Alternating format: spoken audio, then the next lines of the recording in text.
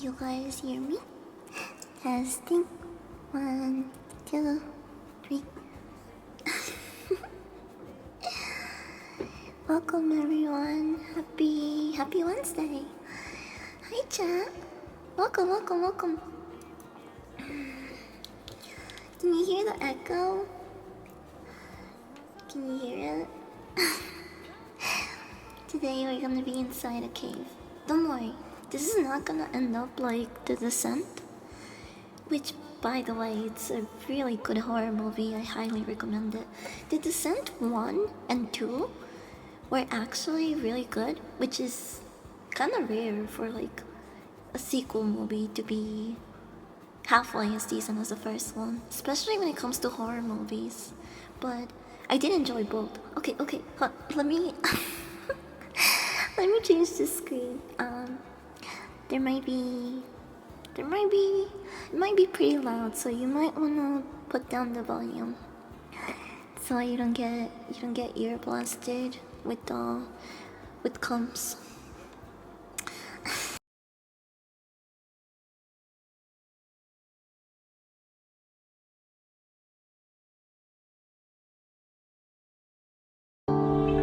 Come.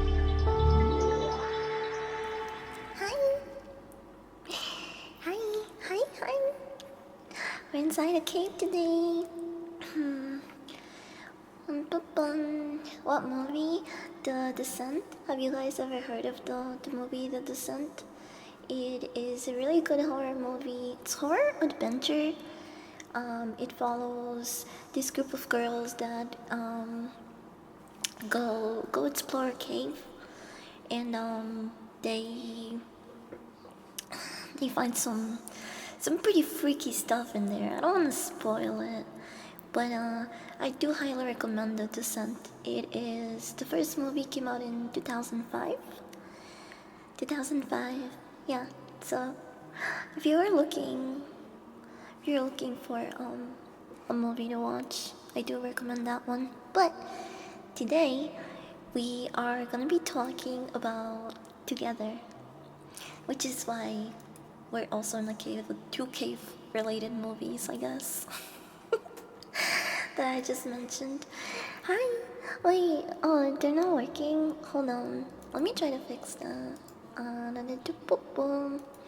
it's because I didn't even start the program. Oh my gosh. I'm gonna burp. I'm gonna burp. Don't say I didn't warn you. Wait, but what if I burp and the cave collapses? I don't want that.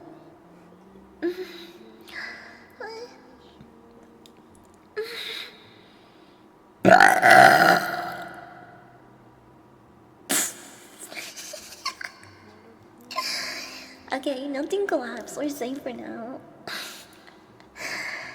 Is that how you spell it? Yeah, that's how you spell it. It is a 2005 movie. To better specify it. If you watch it, let me know what you think about it. Let me know what you think about it. Oh, me. Oh. Perfecto. Yeah, kinda gives me an extra boost. Okay, today's stream, I feel like I say this every stream, and I still end up yapping forever, and like streaming more than 2 hours or something. But today, but today's stream is going to be a little bit shorter than usual, due to the fact that I haven't eaten. Oh wait, hold on, let me get my cave ambience going. Let me know if you guys hear that. I hope that's not too loud. It should be, like, just enough so you hear it in the background. No.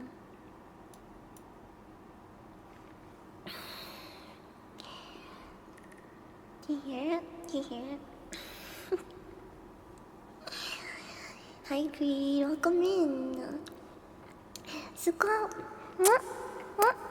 I love you. Love you.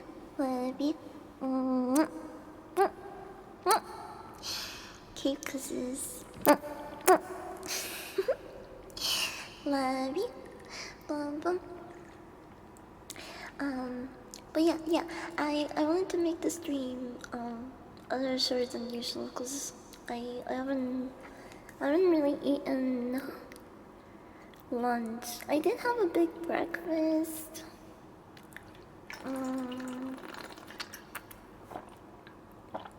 I'm drinking water. I just drink water right now.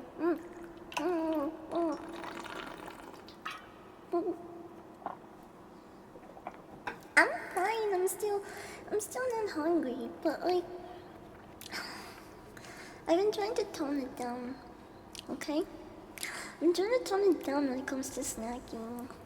Eat on stream problem, so I can't eat on stream because I bought food to make, so now I have to like actually cook for myself. What the fuck? I have to actually sustain myself or whatever. It's pretty fucking lame, not gonna lie. Nobody wants to do that. I wish my food would just magically fucking cook itself and fly into my mouth. I have done cooking ASMR though. I would like to do it again, especially now that I have um the the portable grills. And I did get like a hot pot so I can make ramen in it. Maybe Friday I can do that. I don't know. It is a little bit of setting up though, cause like I don't have a lot of room in my room, but it's really fun when I cook in here. Also, my room smells like food for the next 2 days, which I know some people probably hate that shit, but oh my gosh, the last time that we did our mukbang hot pot ASMR, my room smelled like marinated steaks and kimchi, and oh my gosh, it was so good.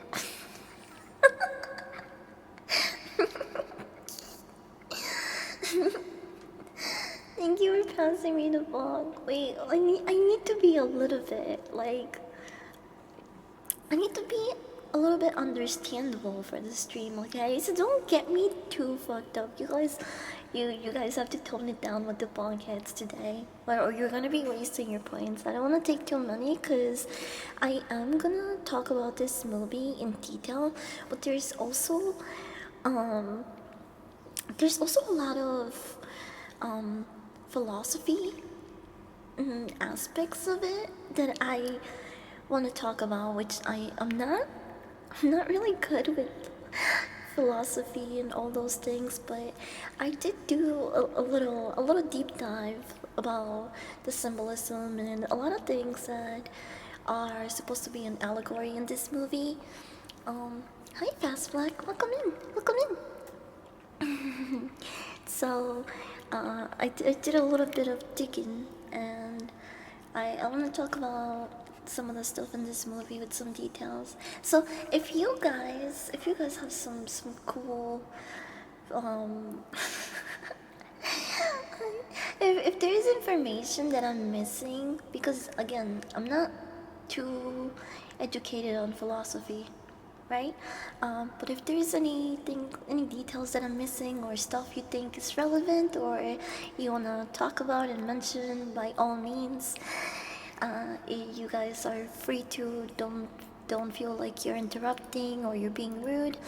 If the topic, you know, is open, you are more than welcome to jump in. Okay, okay, but we're gonna take this hit first. We're gonna take a small hit, a little hit, tiny when you but. I also today we're using the test cam because it has this really cool echo sound, and I thought it would be more fitting for the cave ambience. So that's why it sounds echoish. I hope it doesn't bother you guys too much, but you should still get like the binaural aspect of it. Like you should be able to hear me from one ear and the other, like this. It should still be by binaural sounds. Baby boom. Okay. Dun, dun. Here's boom.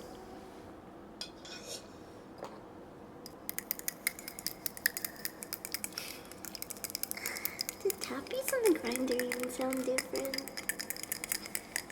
Been on the stream, but imagine the Walter White ASMR. Walter White sells you mad. Keeping to love Skylar doesn't know ASMR. Oh my gosh, I actually have an ASMR idea in the books that's very similar to that one. But instead, I'm a drug dealer and you guys owe me money, so I kind of beat you up a little bit.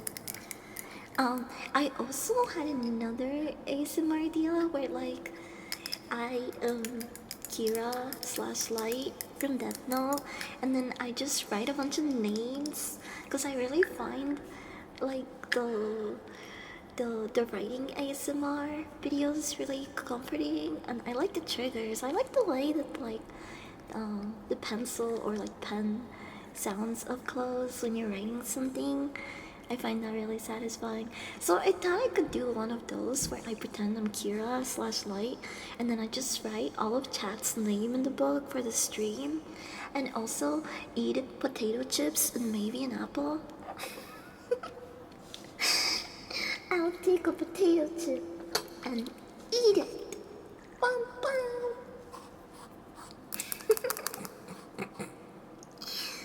Okay, I need to grind. I need to grind some blood.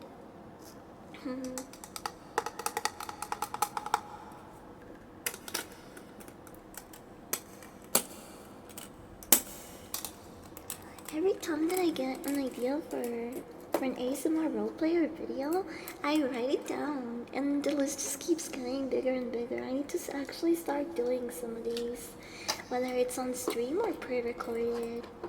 It's just pre-recorded content. Sometimes I procrastinate for a while because, like, it's not that I don't want to do it. It's just that it's harder for me to pay attention to, especially if like if chat is not here, because then I'm just like, okay, I have to do one thing. Gotta focus. And I gotta lock in. I don't know. For some reason, my brain is always like, what if you just did it live instead?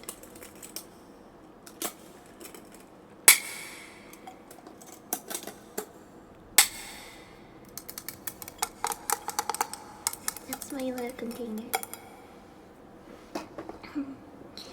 Okay, now we're gonna go.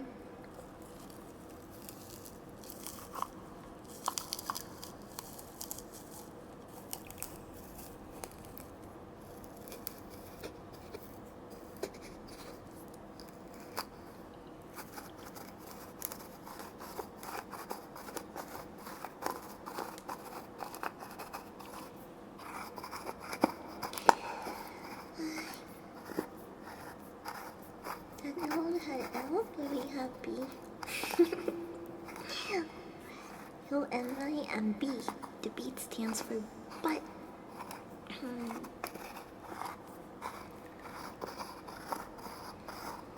You can never know my identity, but you just have to trust that I have a ginormous butt.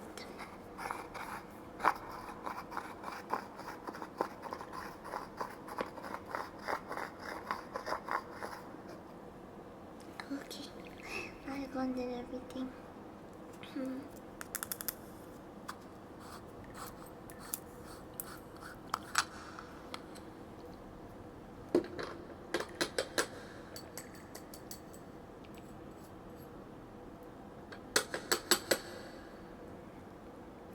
I get little bits stuck in the top of the grinder. So annoying. I always try to get them off. Okay.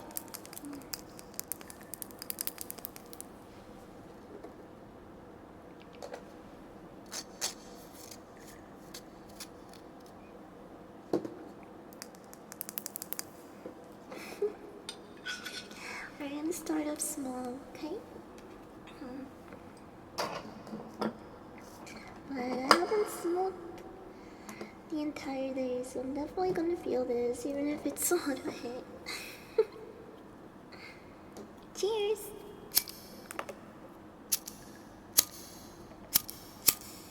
Ooh, I like that. I like the way that sounds. Wait.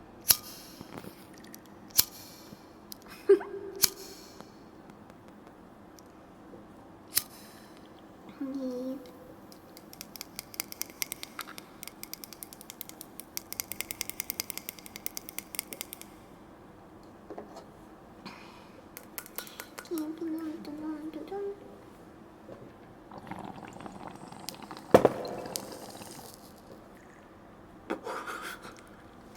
I tapped my ball on the desk. Mm.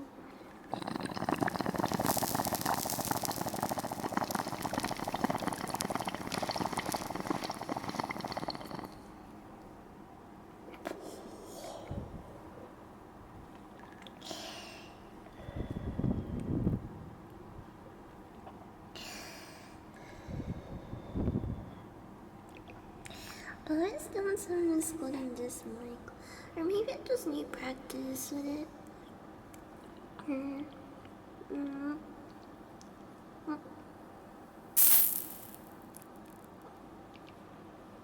I hate that sound.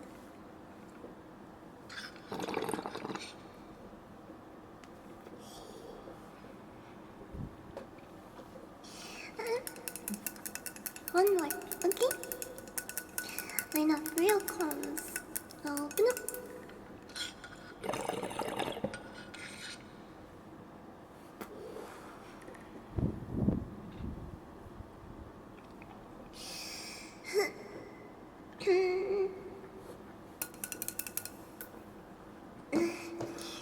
Thank you for helping me with that. I wish I could smoke, but I'm on a green. It's okay. I'll smoke enough for the both of us. And when you get some weed, you can smoke one for me.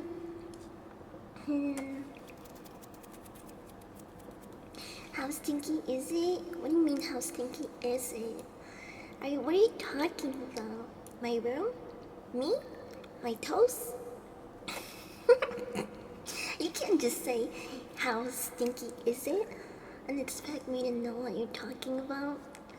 What do you mean? You could be talking about the pile of dishes in the corner of my room. Oh, the weed. You know what? That makes sense. That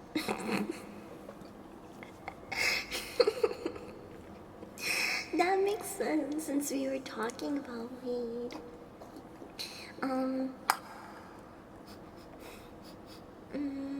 This smells more citrusy and like floral than like actual weed. You know how like some weed is really skunky and some is just like really earthy. Some of it is very citrusy and kind of like fragrancy. This one is the latter. It definitely smells really good, but it's not an overwhelming stink. You know what I mean? It's not like super strong. It kind of smells like some really nice tea, basically. Tomboy sweat and weed is my aromatherapy.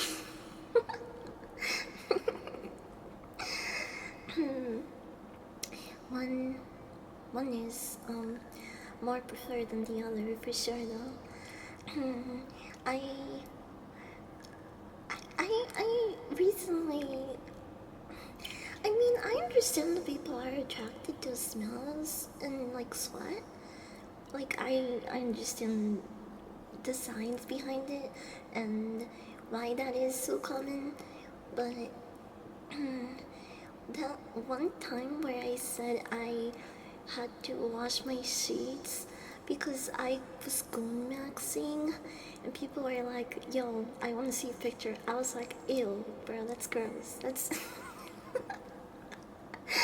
But I think that's also like I don't care if people are into that or like it like it doesn't make me see them differently basically. Like everyone has their own thing, right? But I just didn't think that specifically would be rousing, exciting, or even something people would want to see. I was just like, ew, no, I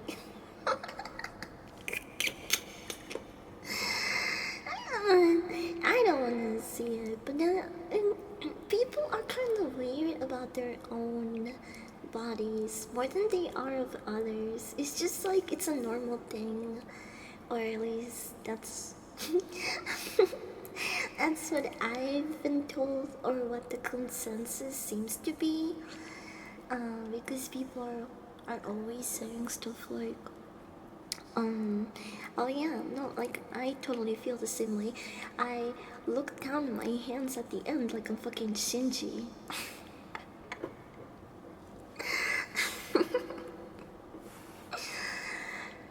Makes me see them differently. I kind of don't care. Maybe that's why. Or I mean, it's not to say that you need to care about anybody to like give a shit or see them in a certain way.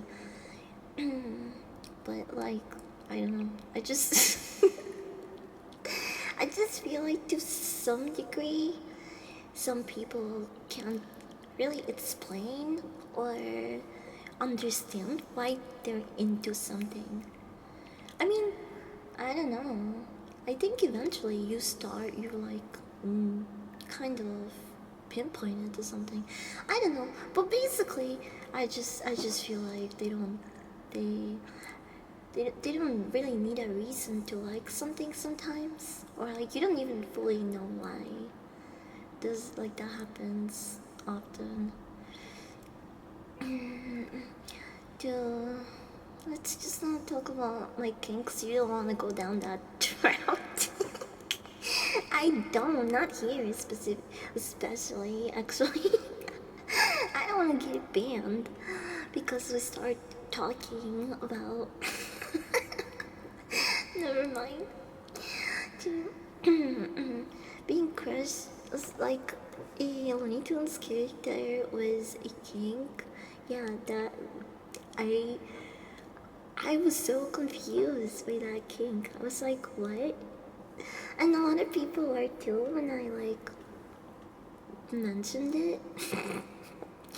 Because they thought that the kink was the aspect of being crushed by somebody. So they were like, oh hell yeah, I wanna be crushed by a big Latina butt.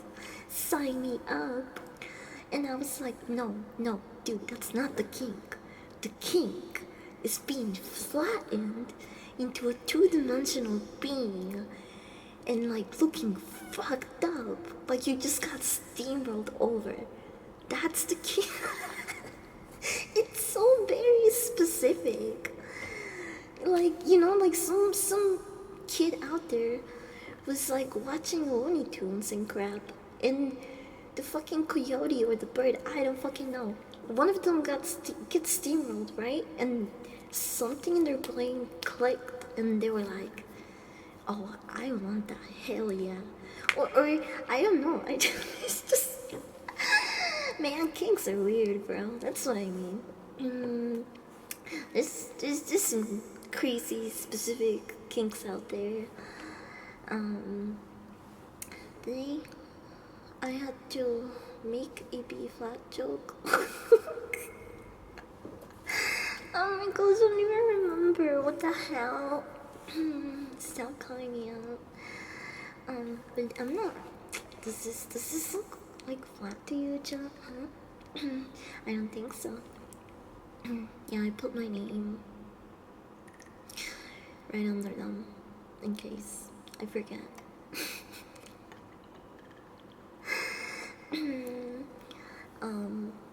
But I'm overjumping. Can we Can we go back to talking about the movie before this really does become like a 3-hour stream? And I'm still talking together in philosophy. Like 3 hours from now.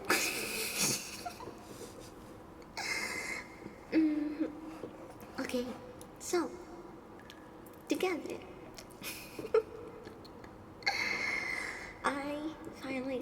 watch it yesterday. The cover, I mean, look at this cover art. It's kind of freaky, right? I really like what they've done with this. It's like simple, yet it like gets the point across. The movie is a body horror film, and I really enjoyed it. There were some aspects of it that like they they were like trying to make certain jokes, or like they try to make certain moments funny, and I was like, okay, that was good, or that didn't really like land. um but overall I think it's like a really good watch, especially if you're like into body horror and sci-fi,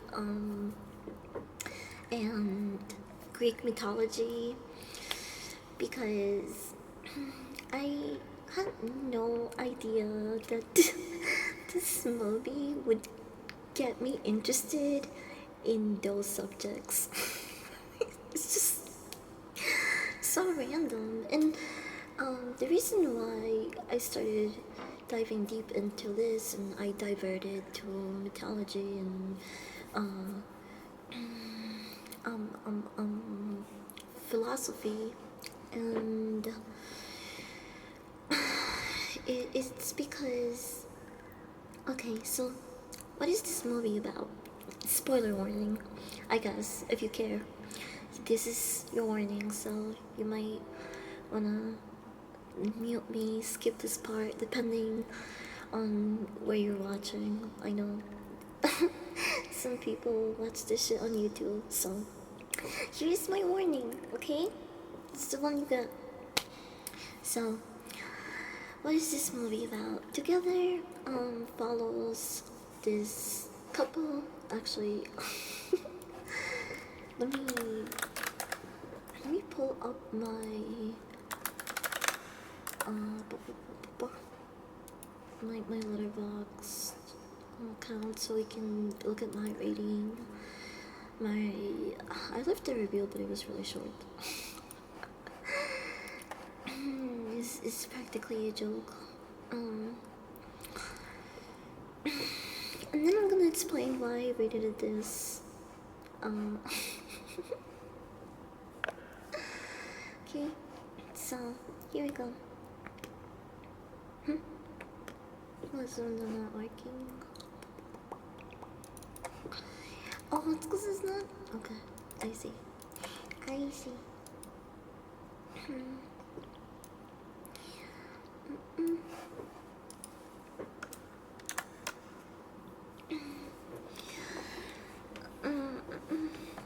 Okay, so this movie follows a couple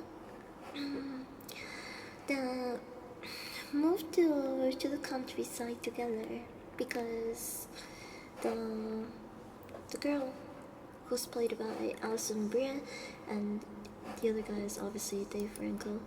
We've seen him a lot. But I am forgetting their actual character names. So I'm gonna look them up. Okay, so Dave Franco's Tim, Alison Brie's Millie, and they are the protagonists of the movie. We start off with well, actually we start off with the dogs who drink water from a really dark place. So we don't really see a lot of detail at the beginning. It's just like but it's very clear what happens if you pay attention. So we have two dogs, they drink water from a cave, and then they're found out by their owner, who's like a nearby farmer, it seems. I'm not sure. And they put the dogs to sleep. Not like, not killing them. Sorry, I meant they they basically put them in their kennels, and they go to sleep, blah blah blah. The family goes to sleep, and during the night, the dogs fuse together. It looks really freaky and disgusting and kind of cool, honestly. But it's this like grotesque fusion of two dogs in the morning, um, or in a couple hours. I forgot, but they don't really tell us what they do with the dogs. Although, if I were the farmer or the guy, I would probably have fucking pulled a what's her name? Holy fucking shit! I would shoot that dog. That's what I probably would have done. um, so Tim and Millie are like, I want to say at their like mid-20s, early 20s. So they're kind of just like kickstarting their professional careers. He's trying to pursue music, and she is a teacher, an educator. So there's this job opportunity for her, and they decide to move to a really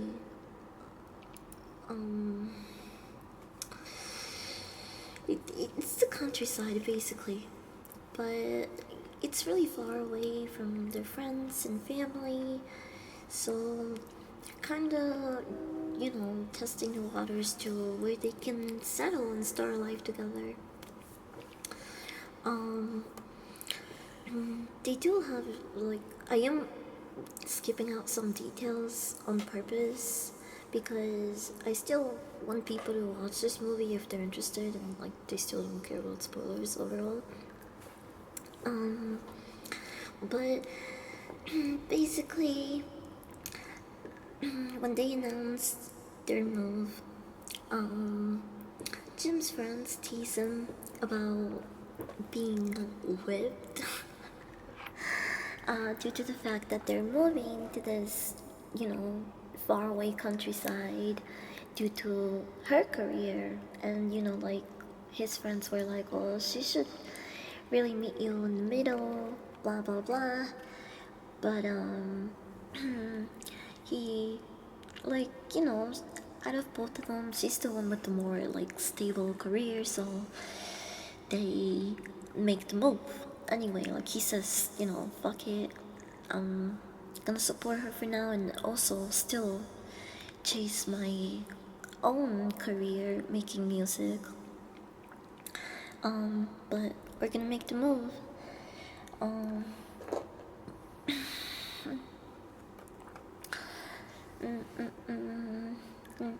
Don't think I ever mentioned the name of the town actually.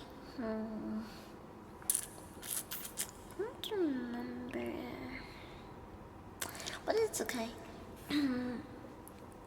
So they move into this like countryside, kind of like close knit town. Um,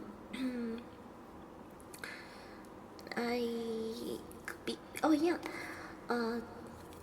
So she goes to her job, right? She goes to teach at the school, and the principal also happens to be. Is he a principal actually? I don't know if he was a principal or a regular teacher. I want to say principal because he just seemed like a higher authority, but maybe it was just, I don't know. Maybe it was just like a weird power dynamic thing. But he happens to live like 4 houses away from her.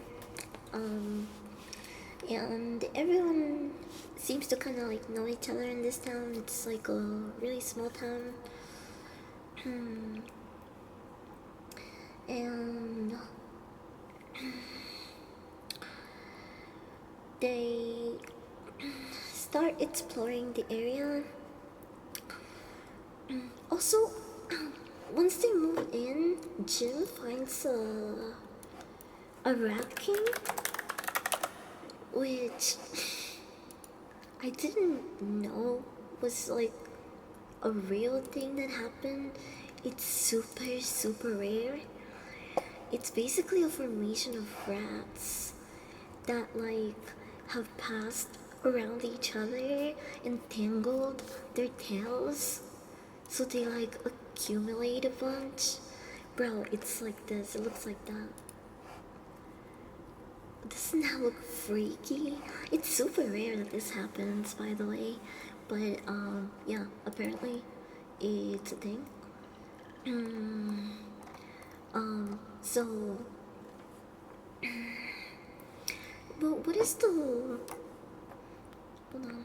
I don't know if I'm gonna find it here. Popular culture. It appeared in It by Stephen King as well. I don't remember. I need to go watch the original It.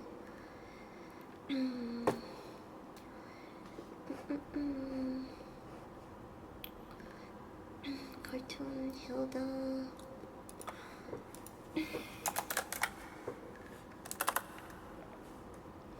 I want to know about the symbolism of it. Often represents overcoming negative influence or challenges in one's life. It can signify victory over deceit, betrayal, or hidden fears. It may also symbolize a desire to eliminate destructive or undesirable elements. However, interpretations can be vary based on cultural context and personal experiences. In some Buddhist traditions, a dead rat might be seen as an omen of good fortune, particularly for merchants. What the hell? But yeah, so they move into their new house. It looks really nice and cozy and quaint, you know. Um, but he steps into the kitchen and could tell that just something absolutely fucking reeks. And so he goes up to one of the hanging lights in the living room and pulls out that bundle of tied up rats, which I also didn't know had a name, but yeah, apparently that's what a rat king is. And so they toss it out, but he's thinking about it, throughout the night. He has a nightmare. We come to learn that Jim lost both of his parents, and his mom just like mentally deteriorated. In front of him, it was all very dramatic. I won't really talk in detail about it for the people that, are gonna watch this movie. But it is a pretty fucked up scene.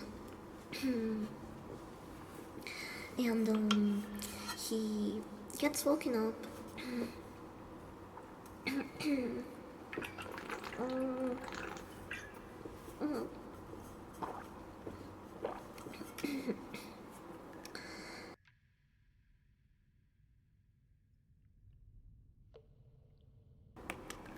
Sorry, I needed to cough. That was gonna be really fucking loud in the cave.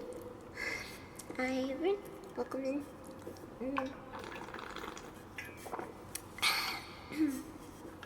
So the next day, they go and spend some quality time together. They go hiking, and it starts pouring rain.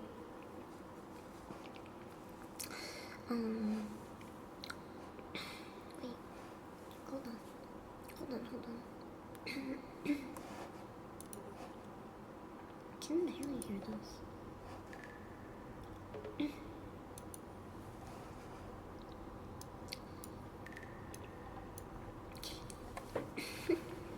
Oh, it's not too loud.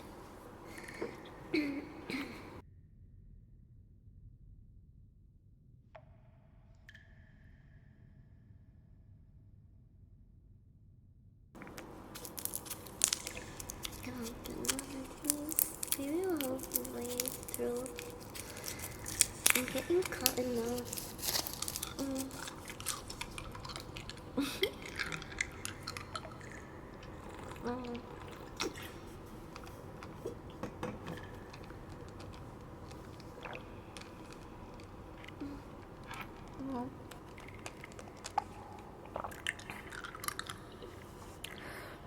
What can I use for the custom trigger? Pretty much anything you can think of that's reasonable, of course. But no heartbeats for this stream.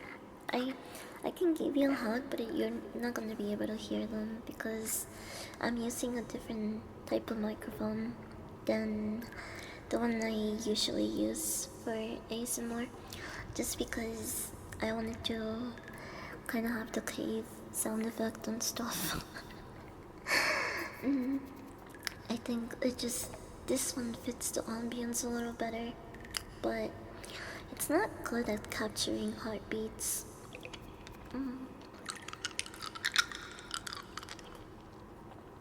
Avatar will come in.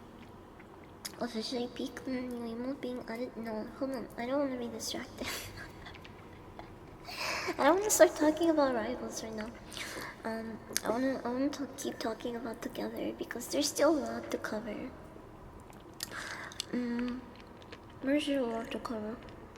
And I know myself, I'm gonna get really excited and just start talking about rivals instead.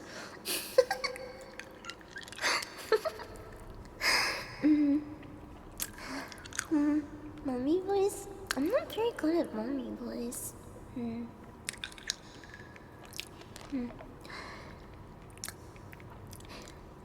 Good boy. Good boy. Good boy. Who's a good boy? Are you a good boy? Yes, you are. That's the closest that I can get to mommy voice, I would say. I tried it. Did that do anything for anyone? Huh?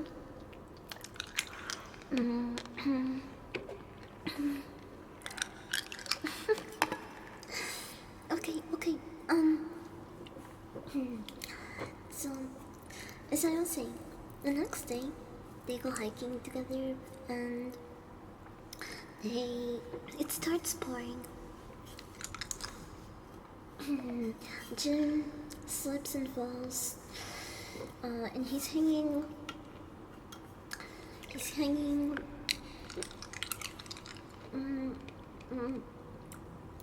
and it seems like he's about to fall down the pit.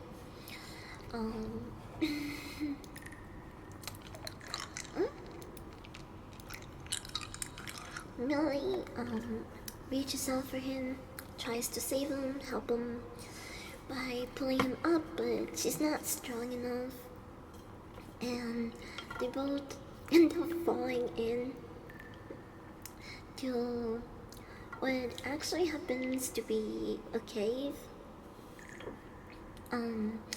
surrounded with broken furniture, pictures. I forgot what else. Just like a lot of old wooden stuff, furniture. I can't remember if there were bugs there, but technically it was like a sunken church that got absolutely wrecked, and the ruins, part of the ruins, were now in this cave.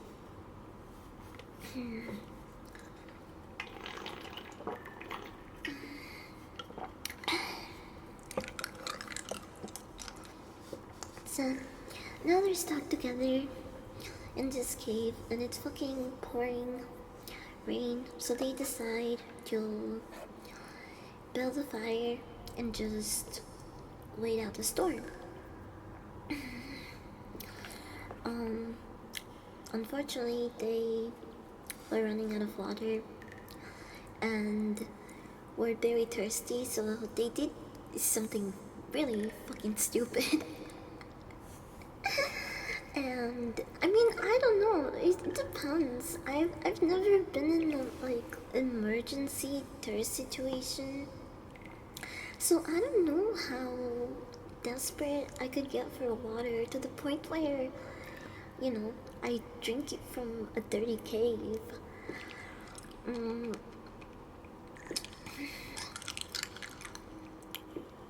So they refill one of their bottles with the cave water, and Jim drinks it first. He literally waits like a couple of seconds, and then he's like, "Oh yeah, it's good."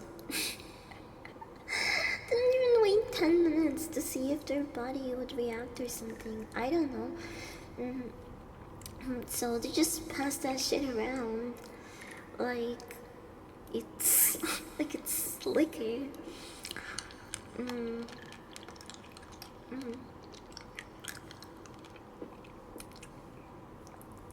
don't know how to get to that point in the first place, but that's just me. Also, you know, they're kind of really fucking stupid, because couldn't they have just collected rainwater? Like, it was pouring rain. Why didn't they put like... I know you're like not really supposed to drink rainwater, but in an emergency situation, that's definitely the better option than the dirty cave water that's been sitting there for who knows how long. So, I don't know, maybe the protagonists were just like kind of stupid too.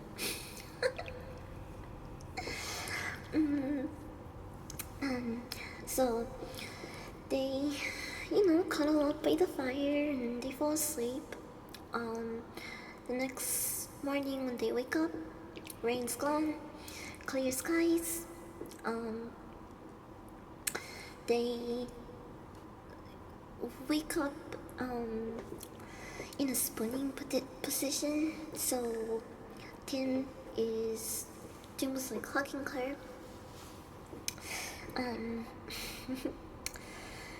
And at the beginning, when they wake up, they pull each other by the leg, by the foot almost. And they're just a little like stuck together, you know, like a little sticky, like this. Hold on.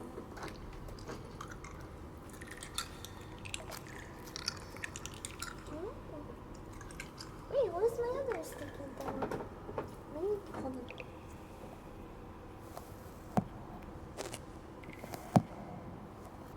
Like that, their skin just peels off.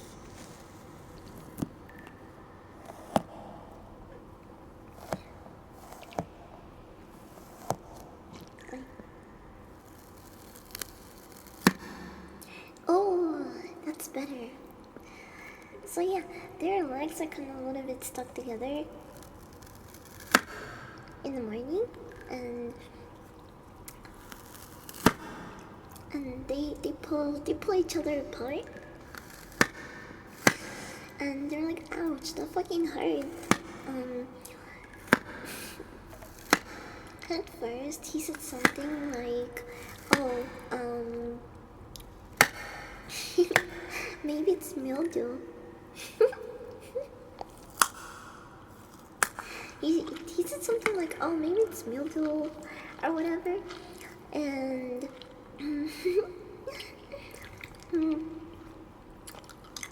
um, and they just like, brush it off. They climb out of the hole and they leave the cave.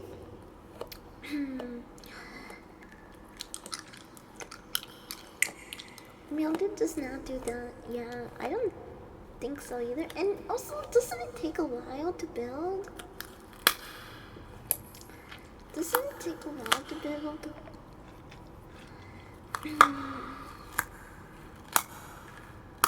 They're stupid, that's why they were together.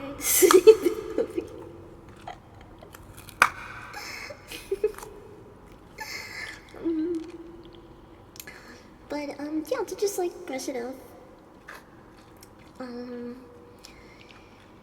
She goes to work. And he's experiencing withdrawals in the shower.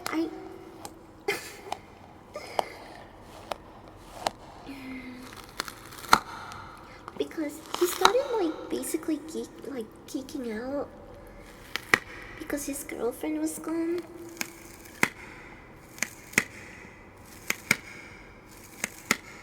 Which is understandable, actually.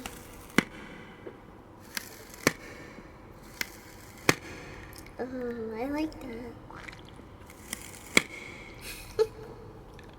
This is literally done.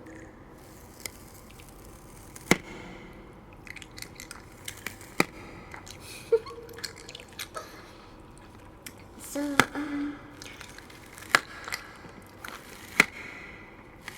he starts like freaking out in the shower as she's leaving for work because he obviously misses her.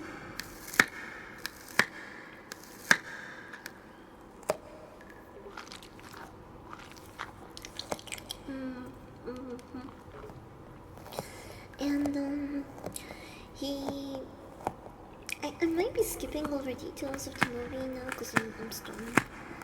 But he visits her at work and tells her that he didn't go to the music gig that he was supposed to, or practice gig that he was supposed to do with his friends, with his band, because he just wanted to spend time with her and like he was gonna miss her, blah blah blah. And she's like, oh, he wants me. And then he starts getting horny, so it goes from 0 to 100. And he's like, I need you. And again, another sign that they're not the brightest couple. Second to drinking the cave water instead of the rainwater is they go to she's an elementary school teacher, right? So they start getting freaky deaky in the little boy's bathroom, and they go in the stall and like they're banging it out. And what do you know? Just like how they woke up in the cave, his ding dong is now stuck inside of her. So can you imagine, like, just having that shit gripped to the maximum, where it sounds like this?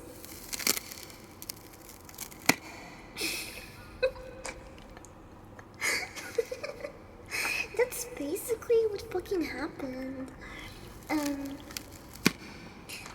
bro, it looks so painful. Oh. Um, but of course, as soon as they finished and someone needed to use the bathroom, so a little boy walked in, like, not into them, but he noticed there were two people in the bathroom in the stall based on the feet, their feet, las patotas. So he goes and tells the principal, and you know, the neighbor shows up. And he can obviously tell what happens. They like try to get away with it by having Jin stay on top of the toilet and, you know, hide while she dealt with the repercussions. But as the principal was leaving, it's clear that he noticed that she was there having sex.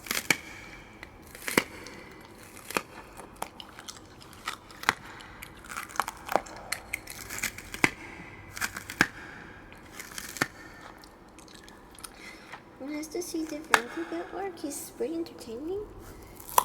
Yeah, he's a pretty good actor, actually. When he wants to be. I think every actor is like that. Did you guys know that fucking what's his name? Jared Leto? He's gonna be in the new Tron movie. Bro, how is that gonna look like? He loves his like cyberpunk themed fucking movies, huh? I can't believe he was Wallace in Blade Runner.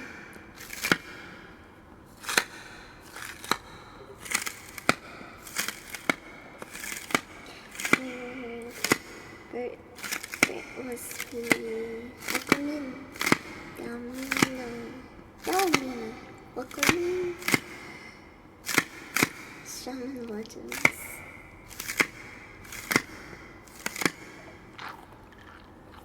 I really like doing this. I'm so mesmerized. But anyway, they bang it out in the bathroom, get caught by the principal.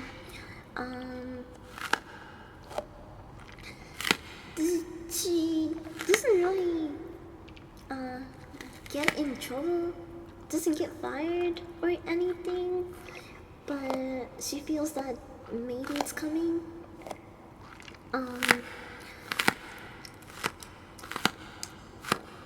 So she tries to be on the principal / her neighbor's side, good side.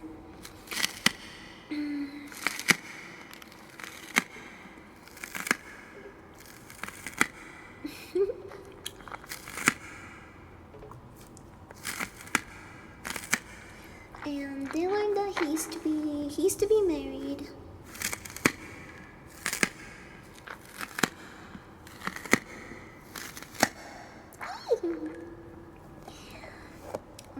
Hi Tuba. Hi Tuba. Welcome in.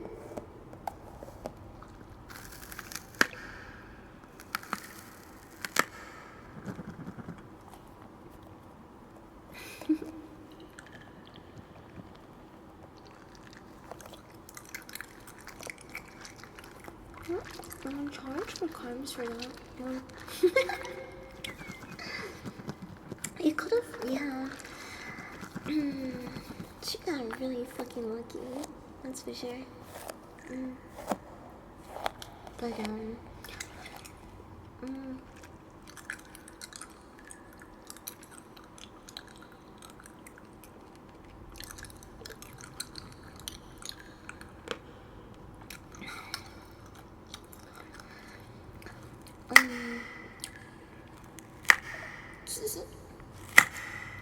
Jim goes to the doctor.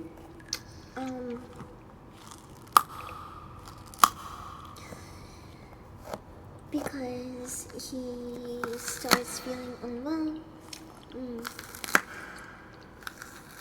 and is noticing that there's something weird going on, especially after, the whole getting stuck in her pussy incident.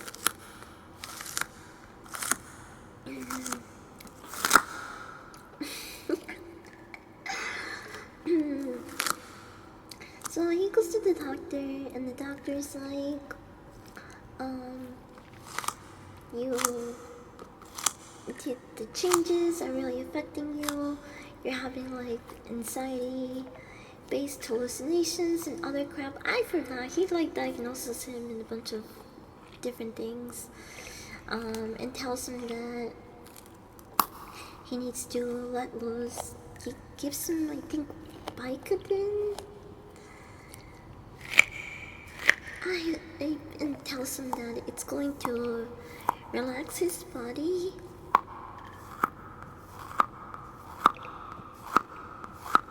Even when his mind might not want to.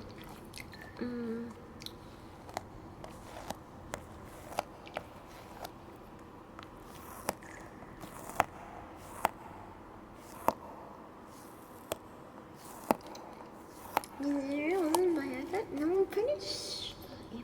I don't fucking know. Don't make me question it. I'm gonna say yes, it was.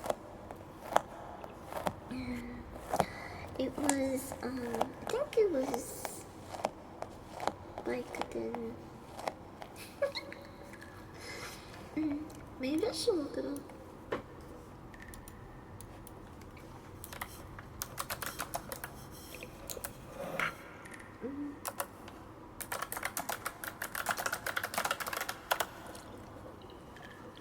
Oh, it's...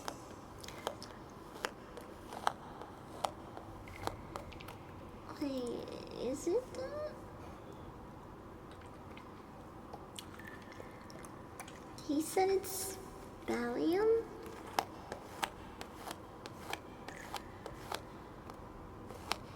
But this... No, wait. Huh?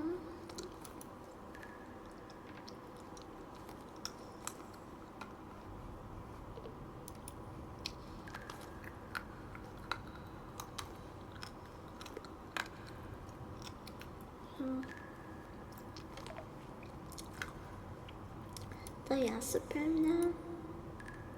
Diazepam. Coming knows a brand named Valium. Oh, it is. It is Valium. It is a benzodiazepine medication with a large range of uses, including treating anxiety, muscle spasms, seizures, and alcohol withdrawal symptoms.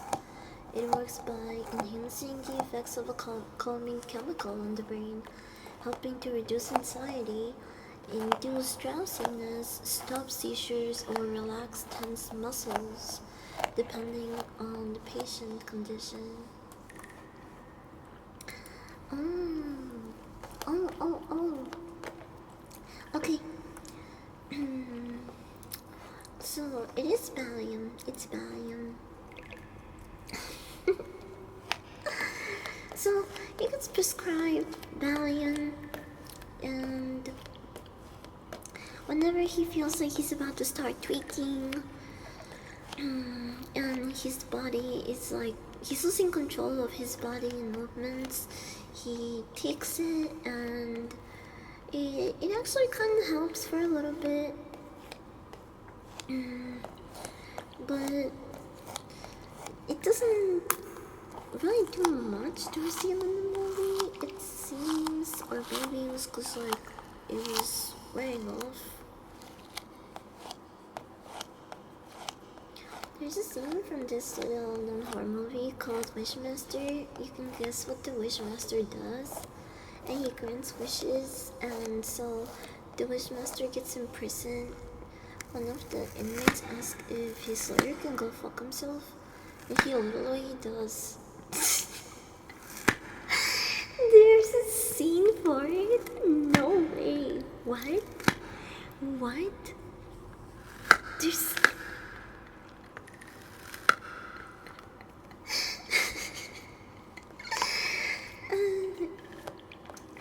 sounds funny as fuck, bro. I kinda wanna see that. How would man fuck himself? Would it look like this? Or would it look like that?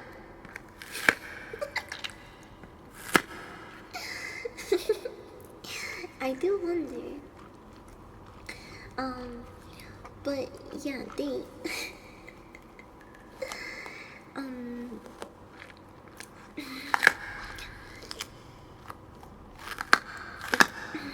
Jin finds out that there is a couple that went missing literally 2 months ago before they moved in, and they seem to live in the same area, so that was troublesome.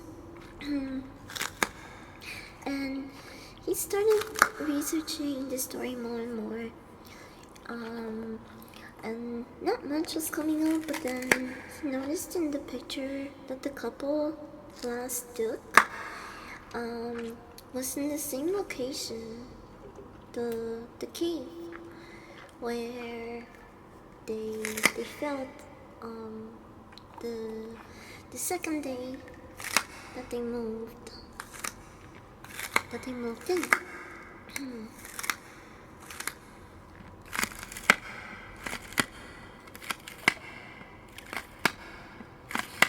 And so Jim believes that the answer to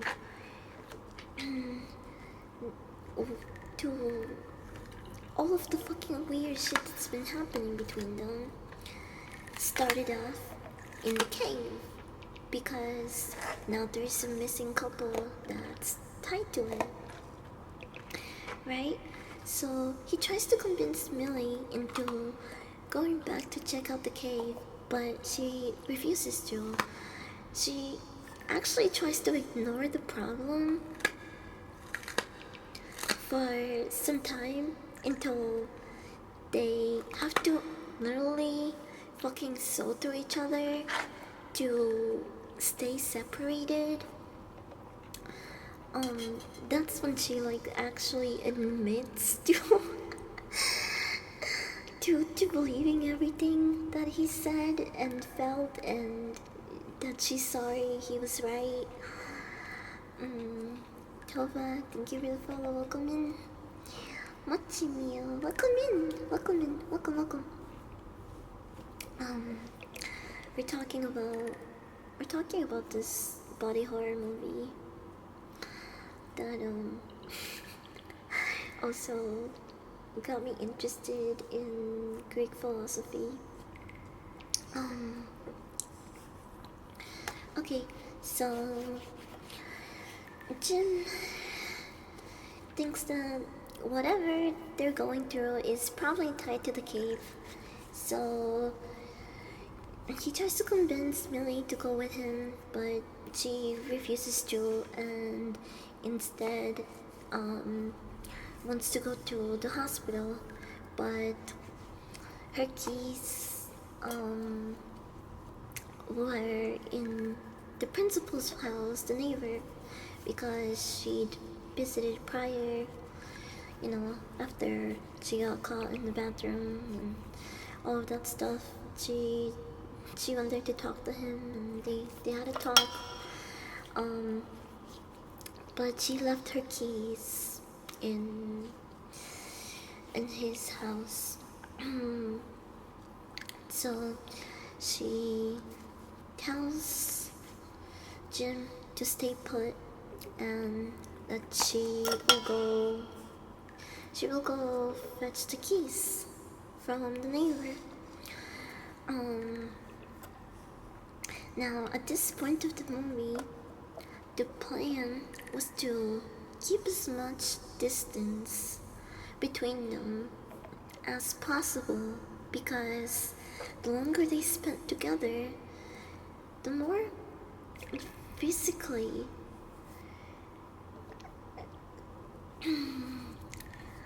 the more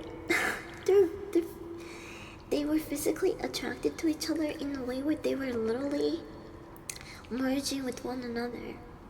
So they were trying to prevent this from happening throughout the movie. Right? And so she goes to get the keys. He goes back to the cave, being stubborn. You know, in search for answers, he was desperate. So he goes back to the cave, and he actually finds the missing couple down there, and they are this disgusting, grotesque fusion of two people. It looked like a fucking abomination. It was disturbing. And they crawl to Jin and ask for help. But Jin stabs them and runs away. He manages to actually escape the cave a second time. He climbs through and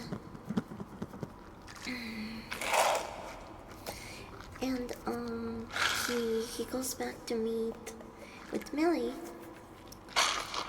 his fiance. I guess technically they were kind of engaged.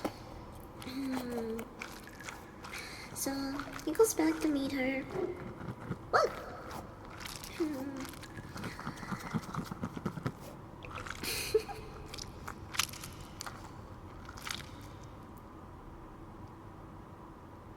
Okay, I just want to make sure that my dog didn't need something.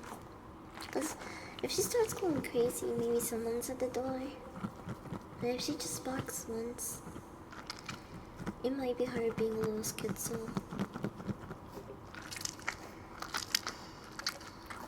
Or just hearing, like, the neighbors move. But, okay, so Jim, is it Jim or Tim? I've been saying his name wrong.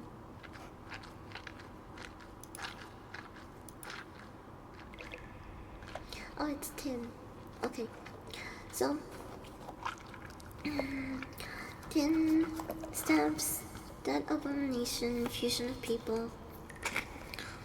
It's Tim, you've been saying Jim. Whoops. Close enough. It is being recalled by a dog who's pretty fucked up, bro. Whoa. Sorry, that was pretty loud. I'm playing with this phone.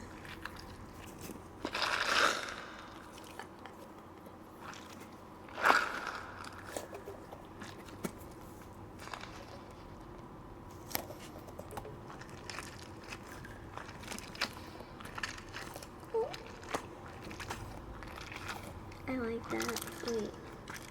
Hold on.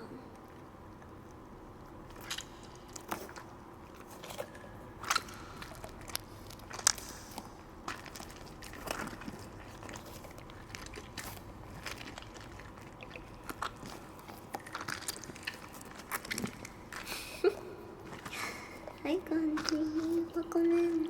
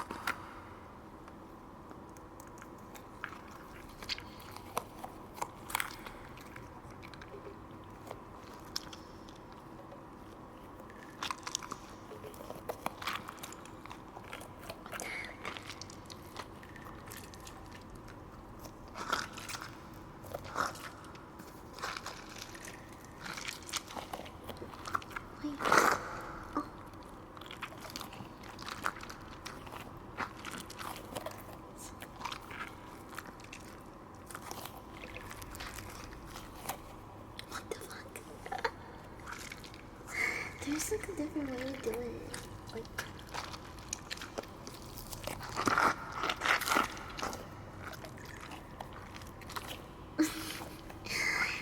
why is that kind of hard to recreate? Hold on.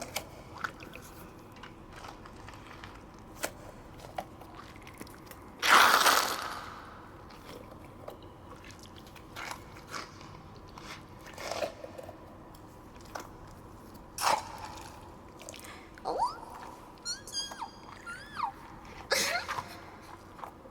Wait.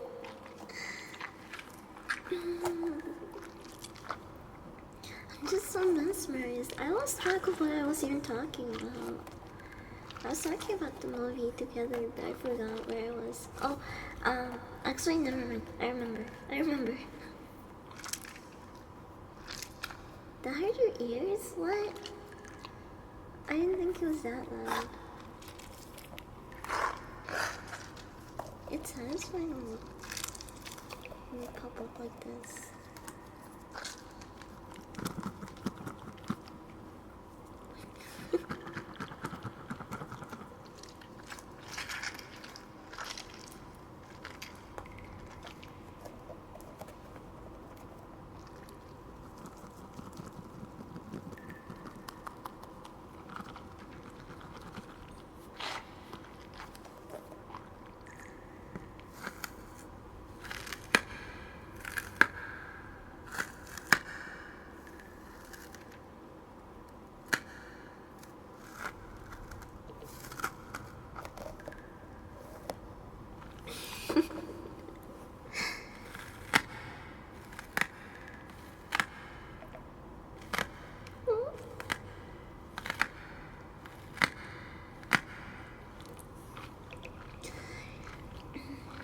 There's a video of a guy showing breast implants. Aren't those just like... Well, I bet the texture's different when they're outside. What's the sound? It's the sound of the protagonist from this movie pretty much the entire time.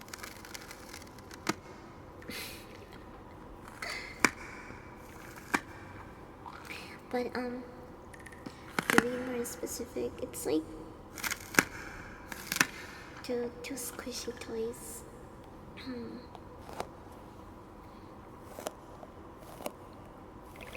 Let's talk to each other.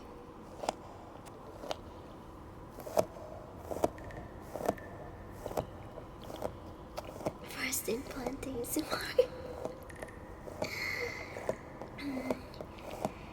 What size CCs do you have? Do you want to chat? That's what they say, right? I don't know. Just give me a size. I will make it happen.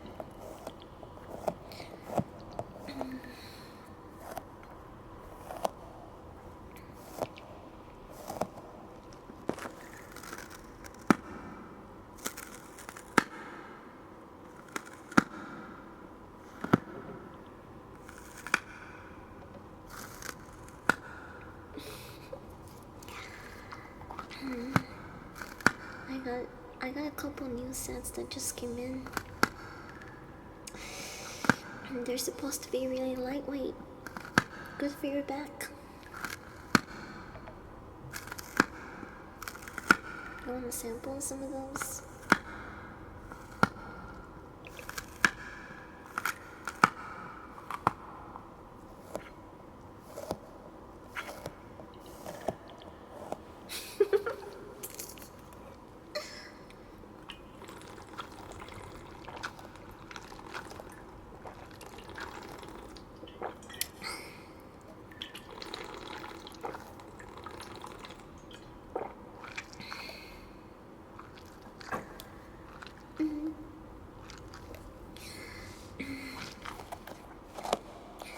So,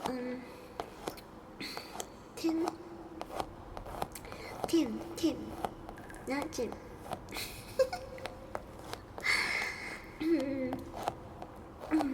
Tim escapes the cave a second time after seeing that fucked up abomination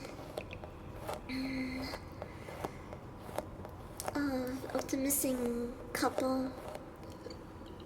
Oh my gosh, I need a burp.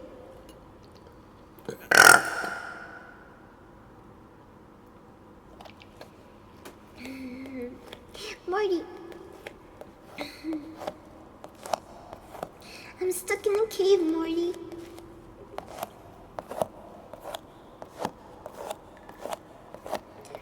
Well, but not cool.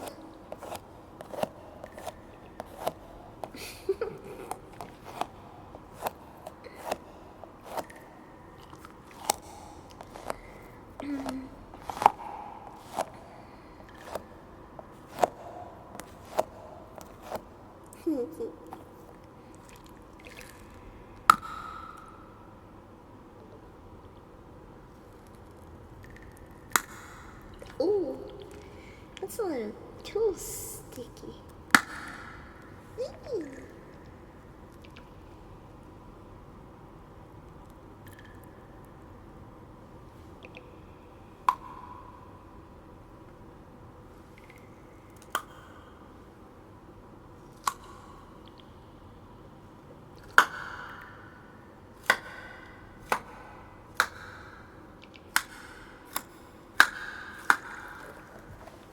Okay.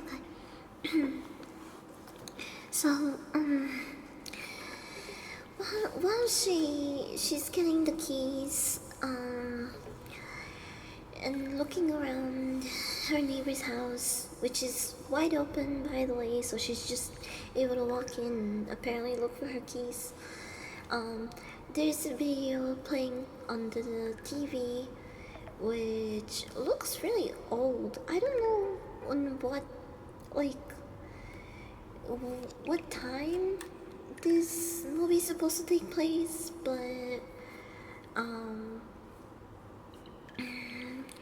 maybe somewhere in late 90s or early 2000s. I'm not sure actually.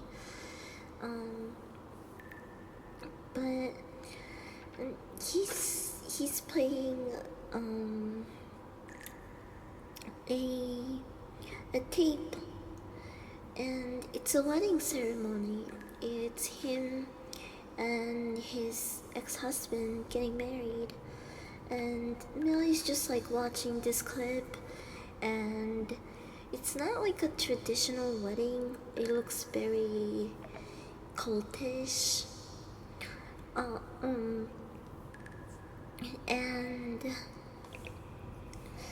And you see Jamie and his husband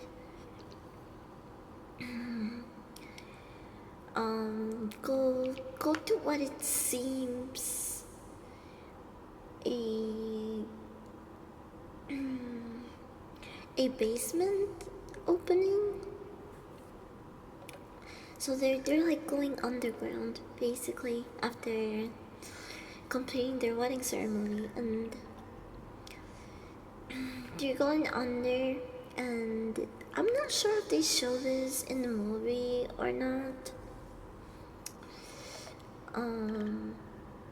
Cause again, I don't remember every single detail, but it's basically implied that Jamie didn't get divorced or like have a husband that moved away, passed away, whatever. Him and his husband were part of this quote unquote church that believed in Plato's theory of soulmates, which is a cult. I guess, yes.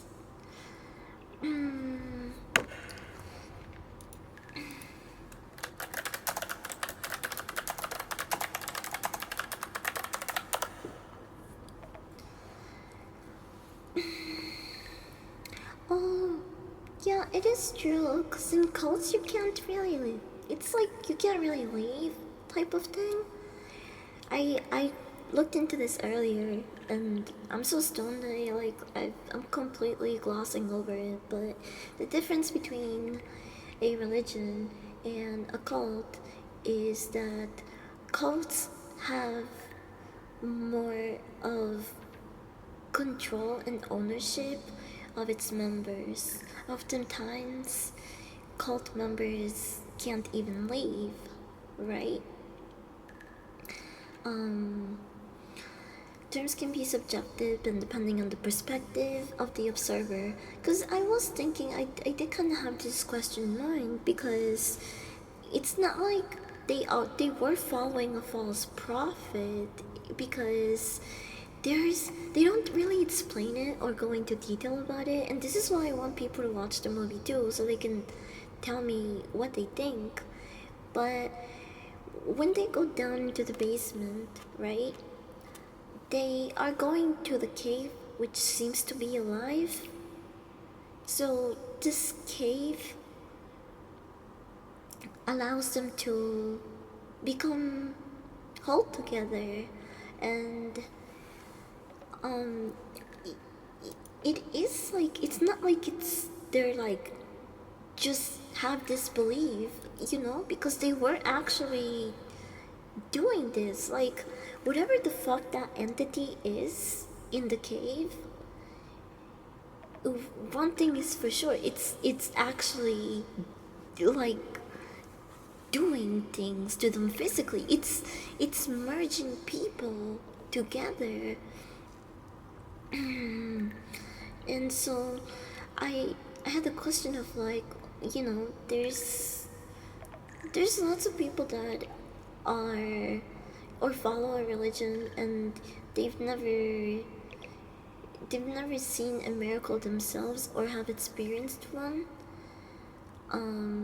But here this so-called church is, and they worship a god or entity that is merging souls together. It's merging people together in ways that really can't be explained, right?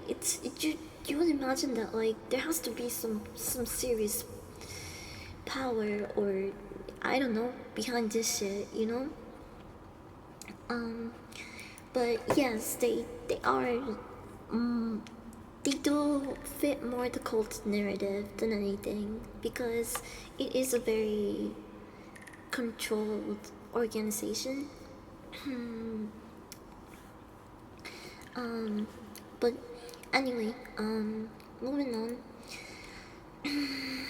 So Millie learns that Jamie is is two individuals in one body. He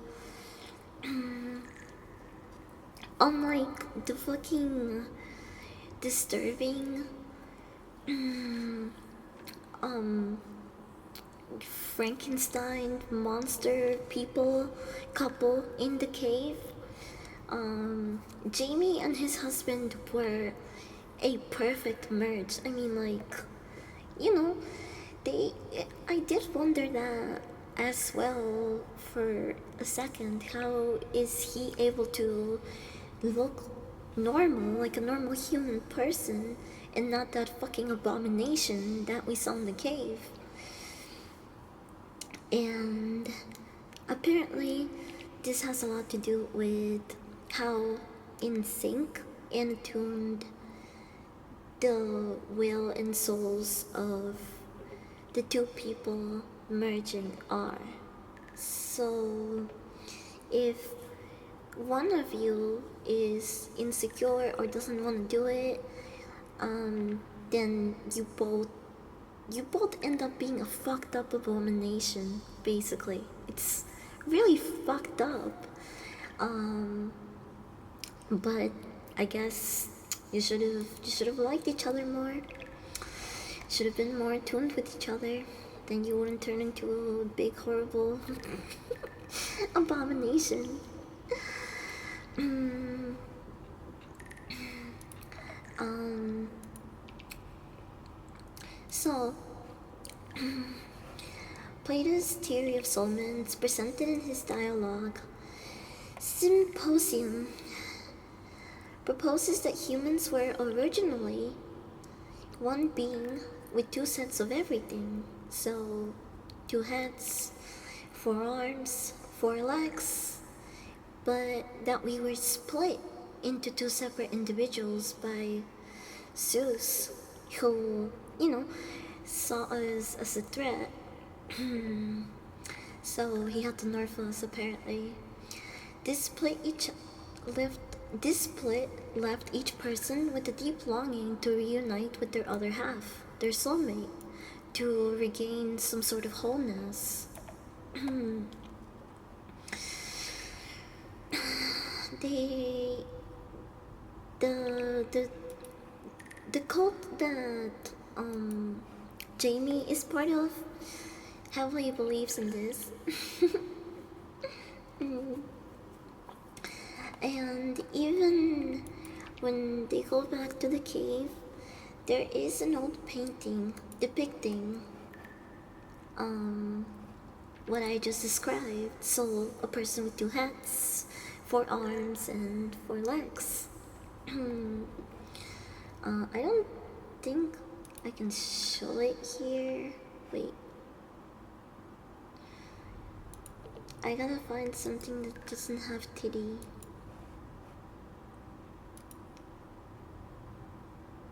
But then this kinda looks wrong in the middle, not gonna lie, but this is just me being...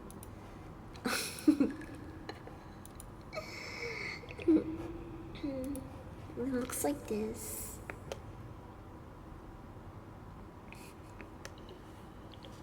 You took a picture of me? What do you mean perfect? Was it really? Did we finally get it? The perfect dog picture?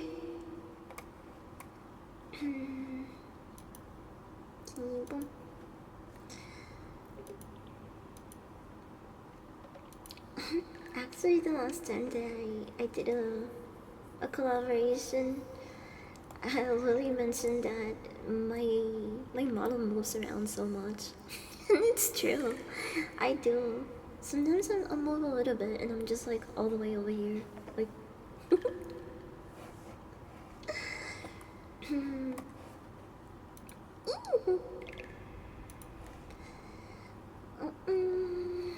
We're originally created with four arms, four legs. Our soulmates are literally our other halves.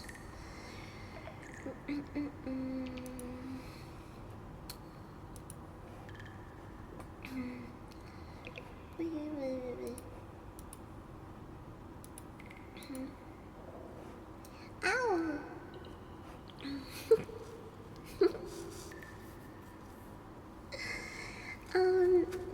Where was I? Oh, right. So this is where Greek philosophy comes into the picture of the movie because stop! Don't pull my hair. Hi, Boring Star. Welcome in. The yin to my yang, the pea to my nut butter. The sperm to my balls. Never mind.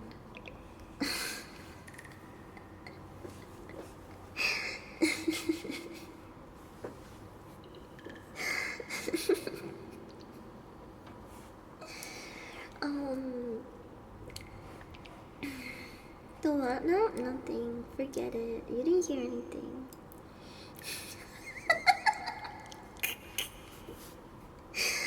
Oh my gosh. What Dusk said was fairly close to what I was gonna say. What the fuck, bro? You're so disgusting. Oh my gosh, you're all degenerate individuals. What a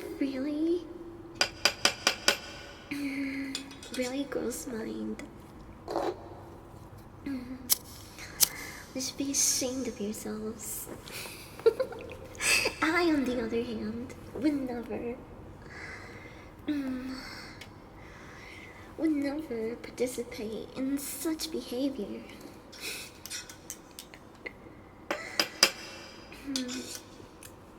And I think it's bullshit that they say that chat reflects streamers. We are nothing alike. You guys are a bunch of nerds. And I'm a dog. The only things we might have in common is our love for balls and peanut butter, okay? Don't.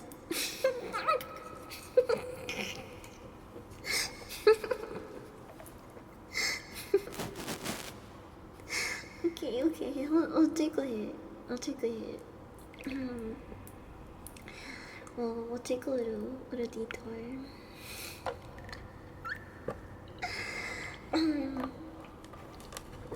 But also, not only the whole analogy of having to define your soulmate, but like throughout the movie, Tim and Millie struggle with fully committing to each other. And it's not until the end where they are both prepared to fully commit to each other.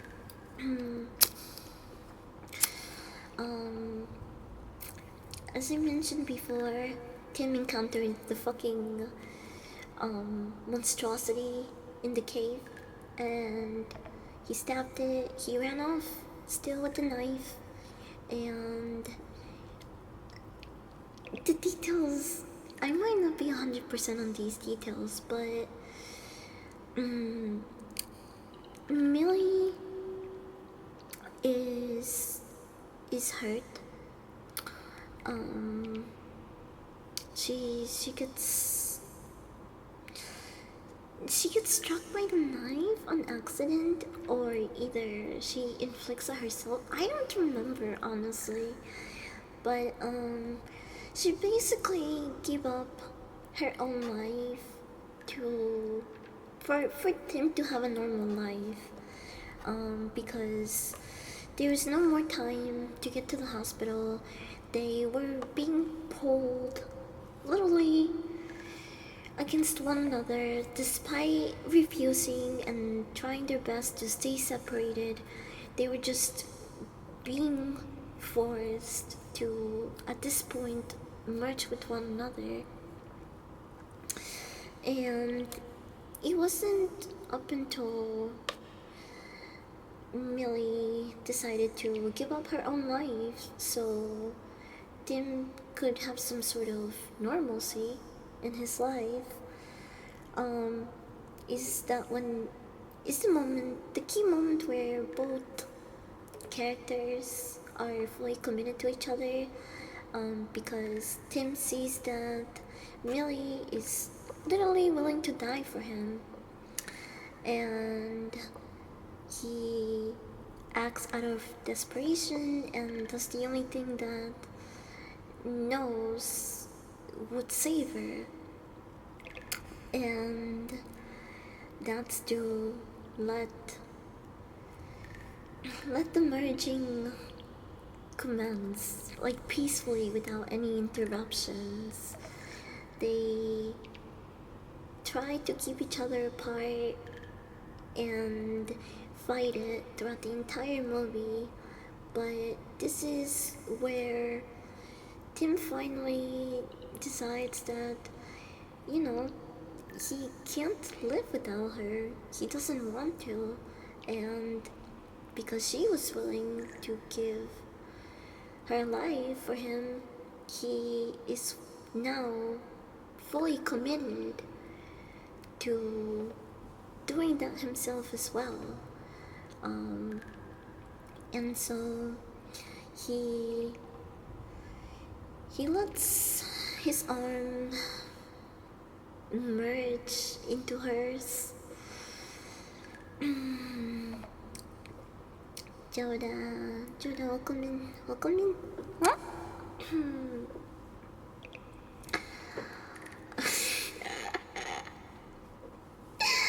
Why are you using my own quotes against me? You can't do that. You can't do that. Stop doing that.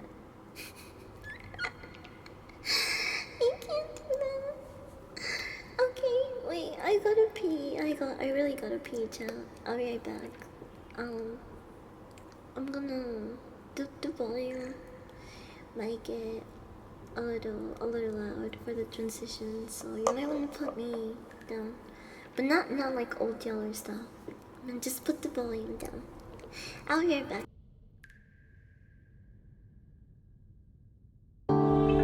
Come.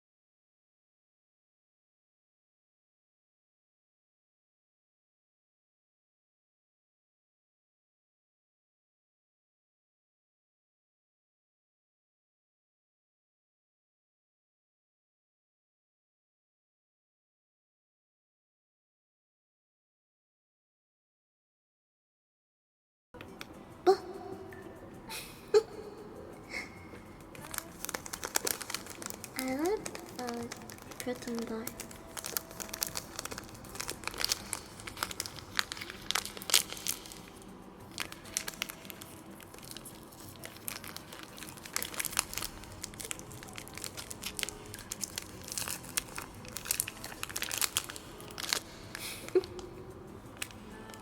Okay.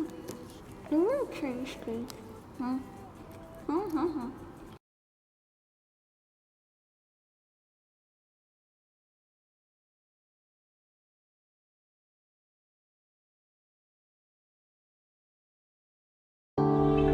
Come.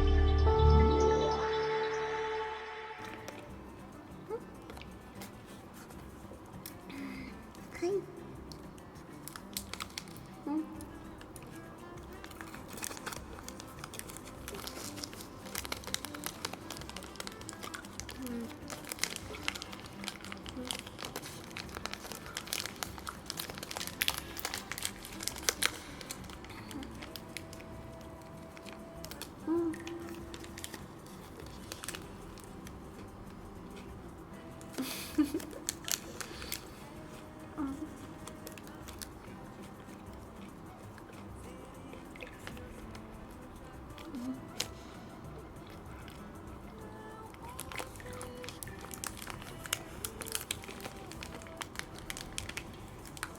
Thank you. I was stuffing my face.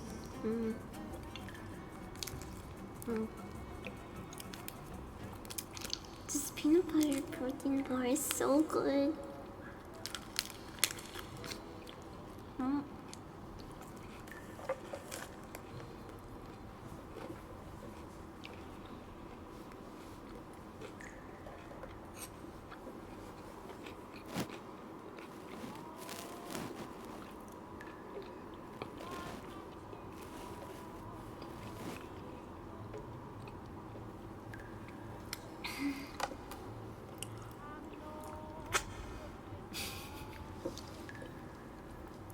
Hi.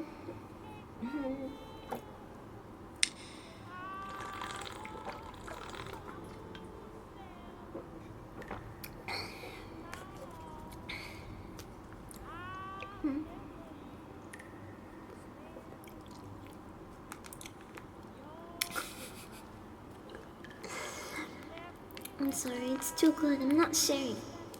Oh.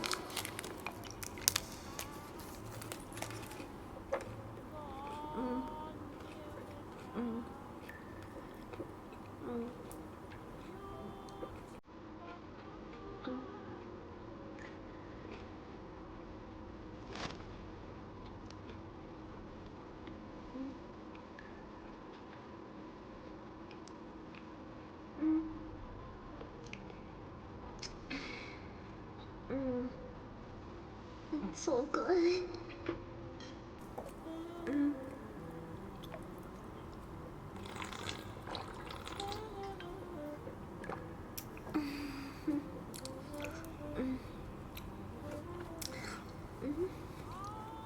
Hearing you help me a lot. Oh, I'm glad it has.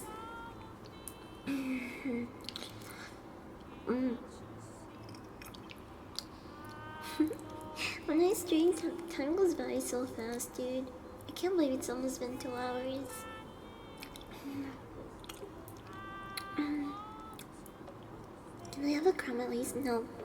No.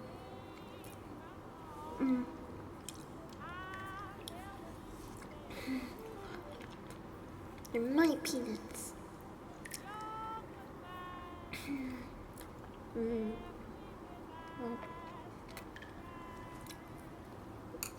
I want more. I want more peanut butter. It's because I'm hungry.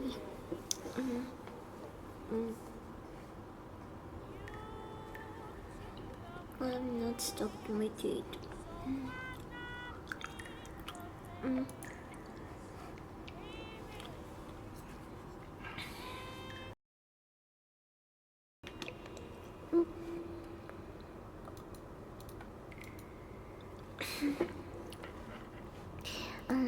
Okay. Where was I? Oh, right. It's not until Millie, you know, gives up her life so Tim can move on, have a normal life, have a shot at a normal life, without, their bodies trying to merge due to I don't I the biggest question that I have in this movie, and it's the reason why also it deducts a couple stars for me, is the lack of explanation for the entity in the cave, or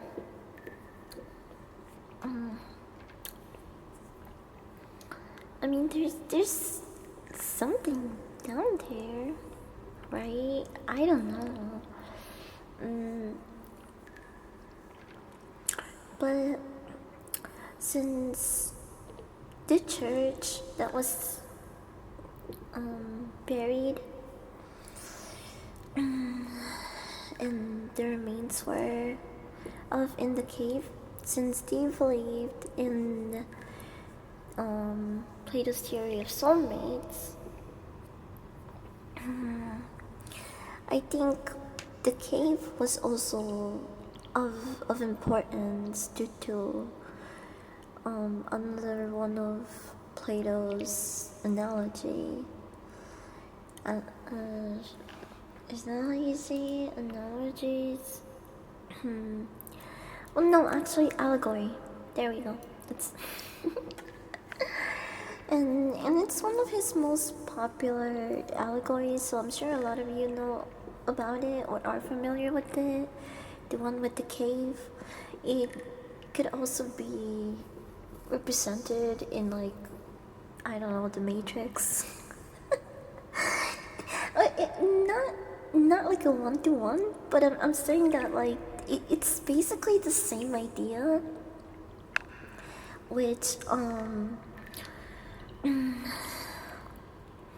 so okay, this this allegory starts with three men who were born in a cave, and they have been chained in this cave their entire lives, right? And the way that they're chained only allows them to look at a specific direction and have very limited movement. So they're always looking at the back of a cave.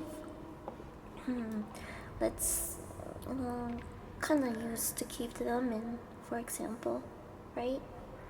And we can say that the men are here, where I am, facing the wall, the end of it, and then there's a fire. There's a fire in the middle point, right? And just behind the fire is the light, you know, the exit of the cave.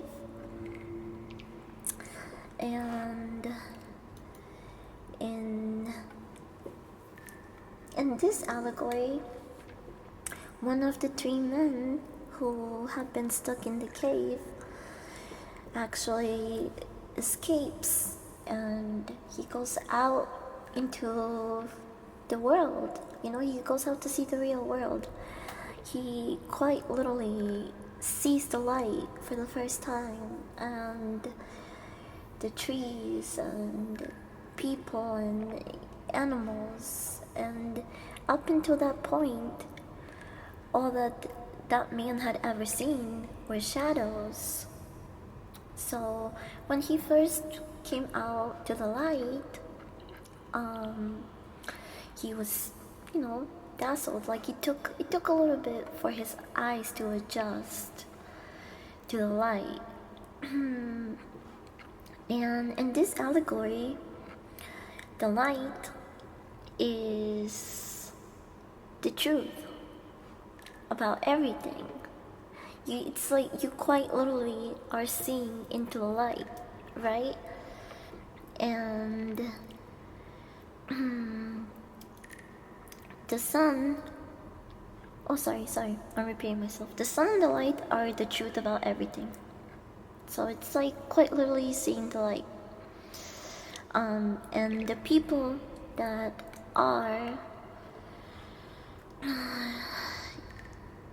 in the cave, facing the wall, they are our world, the world that we live in right now, the physical world. And the world outside of the cave is the intellectual world, the world of ideas for free thinkers. So that's why in Plato's allegory, when the man that escaped and went outside came back and told the other two about what he's seen, they refused to believe him. They thought he sounded nuts, because all that they knew was what had been casted from the shadows. their opinions and beliefs were based on the things that they experienced and they saw.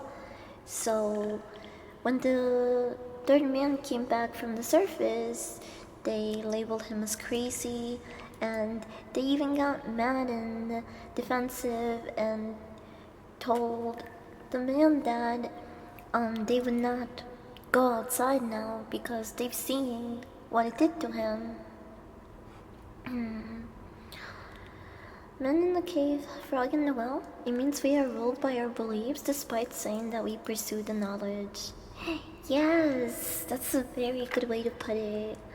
And in this allegory, this cave allegory, the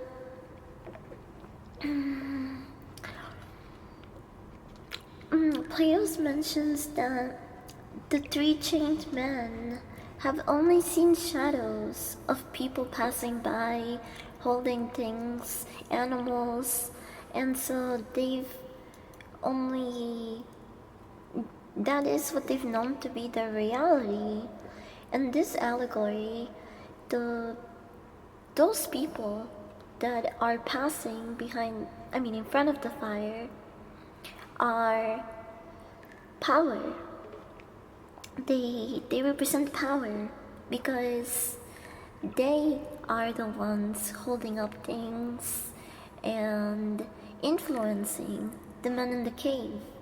So it could represent a lot of things when you really think about it, like mostly influential figures, people that shape the way that we think and form our beliefs, such as, the government, teachers, parents, religious leaders, and the media, because they're the ones that control the things that we see, hear, learn, whatever you want to call it, right? And so in this allegory, they're the ones with the power. They dictate how the men in the cave perceive and see things. And it might be a reach, but I'm guessing this is why they picked a cave to have the protagonist be, but I'm not 100% on that as well. That might be kind of a reach. It might be kind of a reach, but I think it is important to know, just like consider when you're watching this movie. There's also a lot of other things that I might have missed that they tried to implement in here. So if you are well versed in Greek philosophy or just like philosophy in general, you might really enjoy watching this movie. I think it's a really good movie. I gave it a 3.5 out of a 5-star rating on Letterboxd. I didn't leave a very detailed review of it, but this is kind of like my detailed review of it, honestly. I yapped about it for 2 hours straight. I can't get any more detailed than this. Actually, I can if I was sober. If I was sober, I could be a lot more detailed.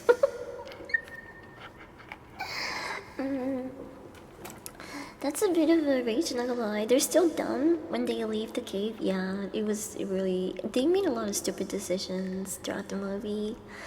But stupid people deserve love too. Sometimes they're perfect together, like 2 rays and a tard. Huh? Kinda like us. Kinda like us, chat.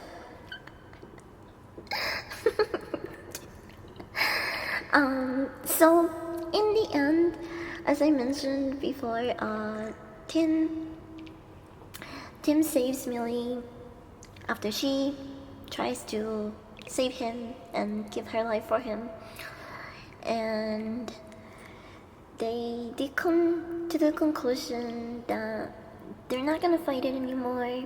They rather live as this new person together than to live without one another, or having one make the sacrifice of, giving their life for the other.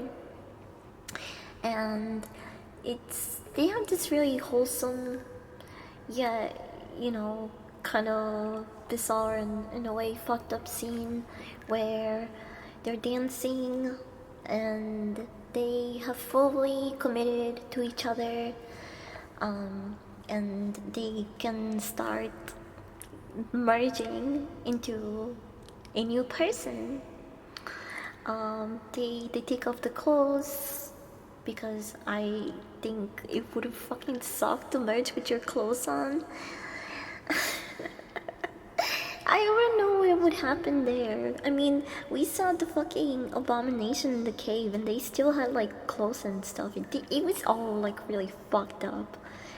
But yeah, they're having a little romantic dance, naked, and they start merging into one person. They fast forward to, I don't know, they don't specify whether it's days, months, but we have Millie's parents come in to visit, and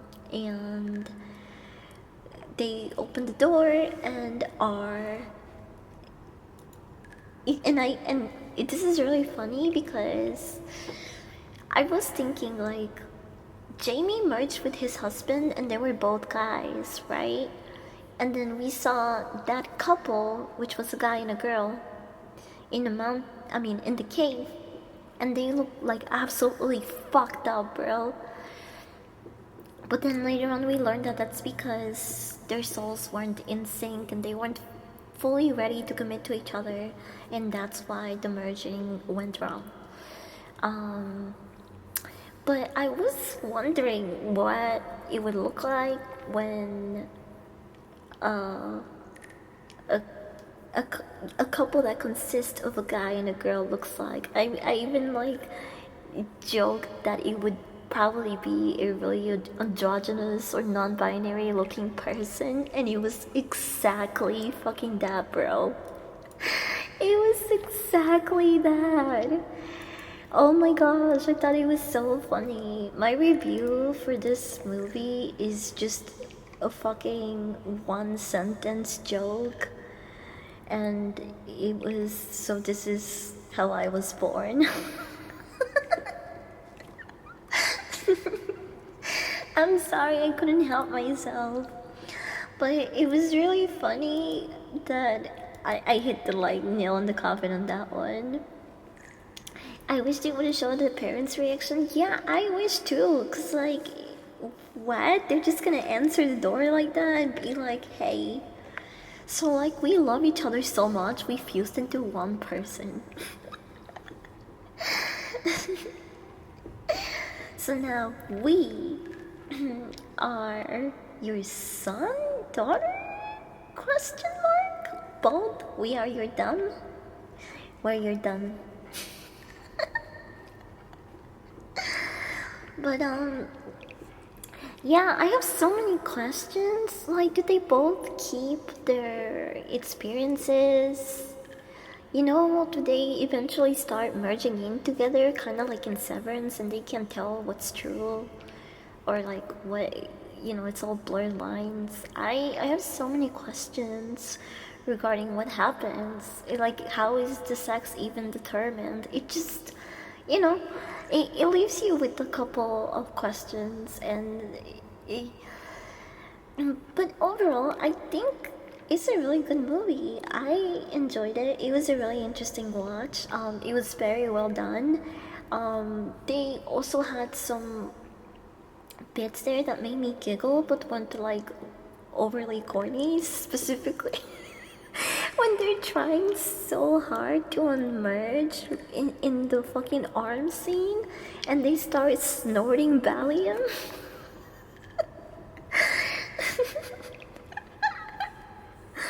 Oh, that scene is really funny. But it goes, it fits in so well. I think they did a really good job with this movie. Um, I know you can't really rate in a certain way on Letterboxd, but for me it was a 3.5.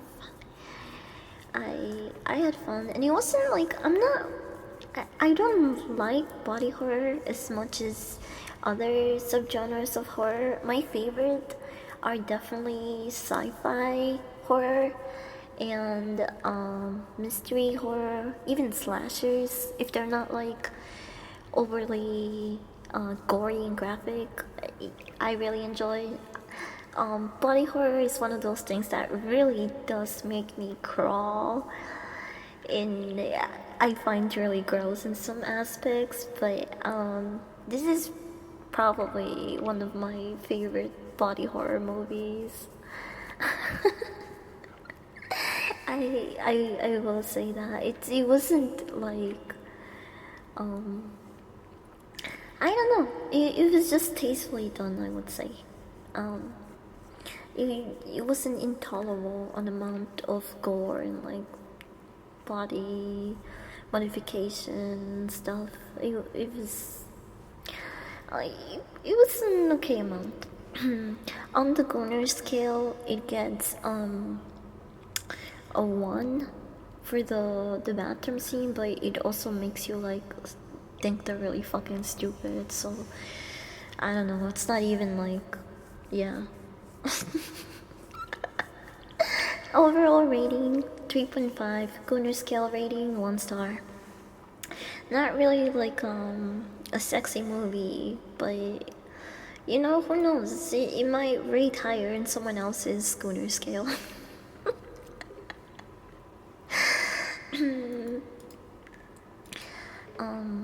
I only cringed from the last scene when they merged. Before it was perfect. That was gross. Yeah, it wasn't like I don't know. I think one of the grossest scenes is actually when when Tim saw the lost couple. I think that was oh my gosh. Oh, I need a burp. I need a burp.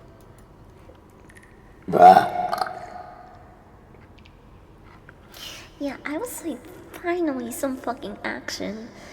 And then I was like, oh wait, his thing is gonna get stuck to her box. He's gonna get caught in there. He's gonna get caught in there and it's gonna fucking hurt. It's gonna hurt so bad, bro.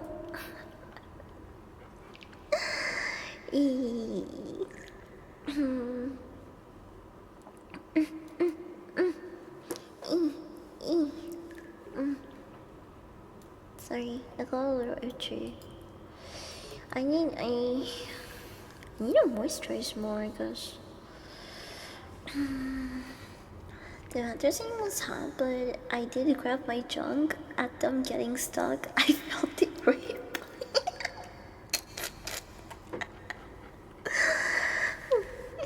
It was a Russian finger trap. Oh my gosh. Oh, bro. It looks so painful. It looks so painful.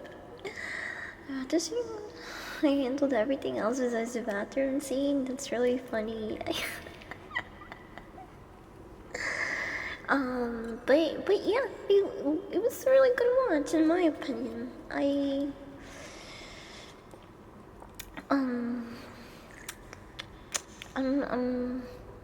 I'm pretty happy with it. I don't know. I thought it would be a little bit cornier or something. I don't know.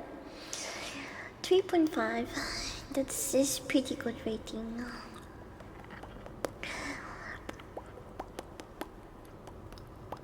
How would you guys rate it? Are you interested in watching it? Did you watch it?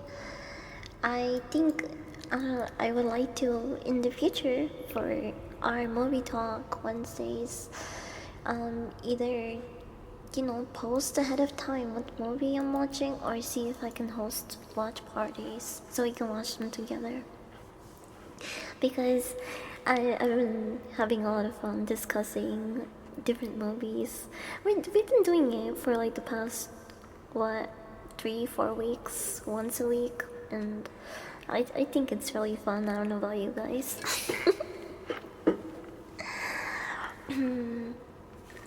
You said the stream would be 2 hours, or just past the mark? Yeah, that's true. I'm getting hungry, so I'm gonna take one more hit, and we're gonna look for someone to stink up. And I found my victim.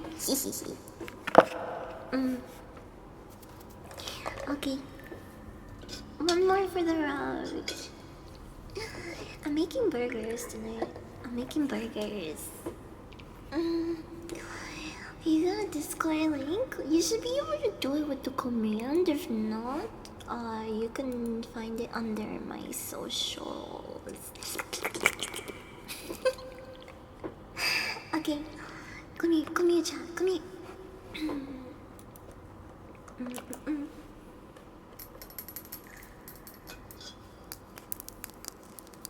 Oh, tomorrow I'm doing layered ASMR again. I haven't picked the trigger yet, but it is going to be a trigger focused ASMR stream. So I'm gonna be a little bit less chappy than usual tomorrow. I'm gonna practice some triggers and mess around with some new sounds and try to see what makes me tingle and what makes you tingle, chat. Okay, open up.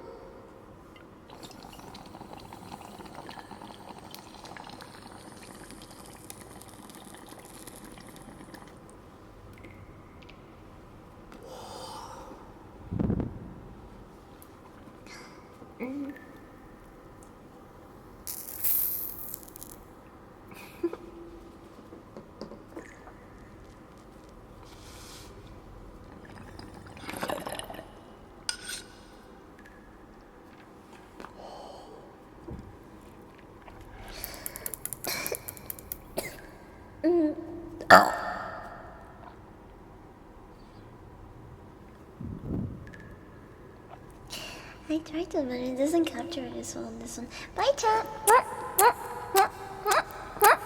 Say hi to Lily for me.